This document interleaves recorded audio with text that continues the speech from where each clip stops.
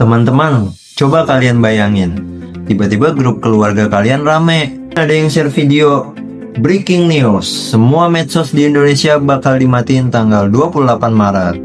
Panik gak tuh? Jelas panik lah.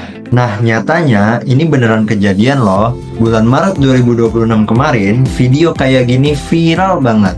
Videonya seolah-olah dari Menteri Komdigi sendiri. Padahal yang bener itu bukan nutup semua medsos, tapi cuma... Nah, ini nih yang bakal kita bedah. Assalamualaikum warahmatullahi wabarakatuh. Perkenalkan, nama saya Zidan Abdillah. Bersama rekan saya Sohibul Huda. Dalam video kali ini, kita bakal bahas dua hal sekaligus. Gimana hoax ini menyebar, dan gimana kolom komentarnya malah jadi ajang saling serang. Stay tune ya.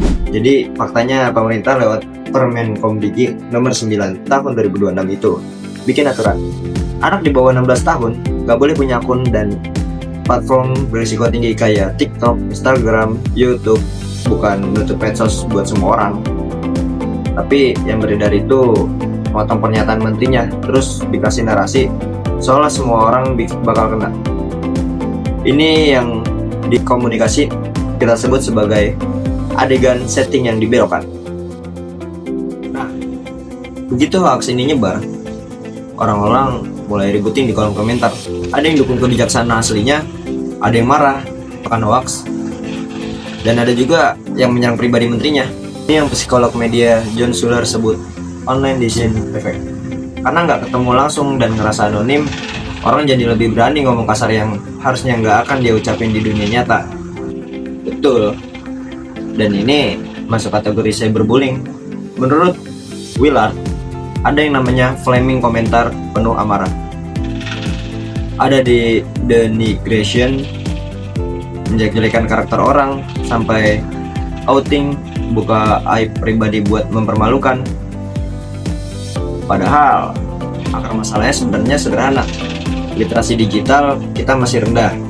Verifikasi info sebelum percaya dan sebelum emosi.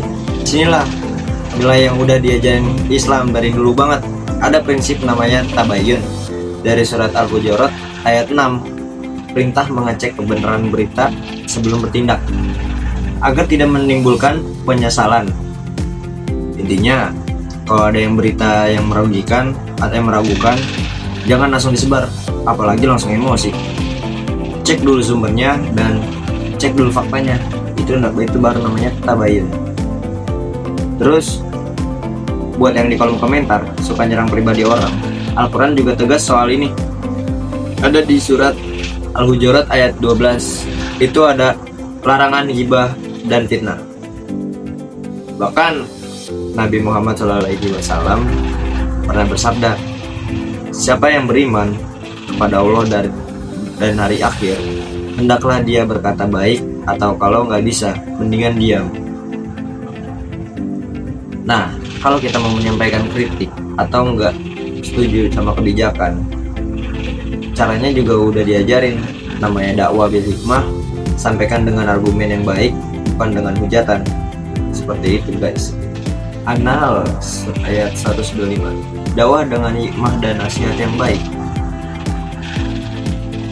Jadi baik itu masalah hoax maupun masalah komentar kasar, solusinya sama-sama ada di akhlak bermedia sosial kita, atau istilahnya muamalah digital.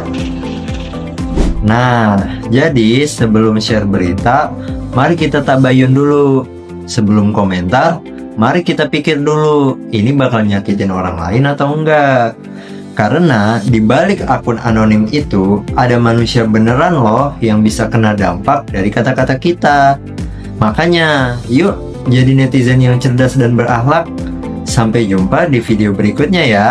Wassalamualaikum warahmatullahi wabarakatuh.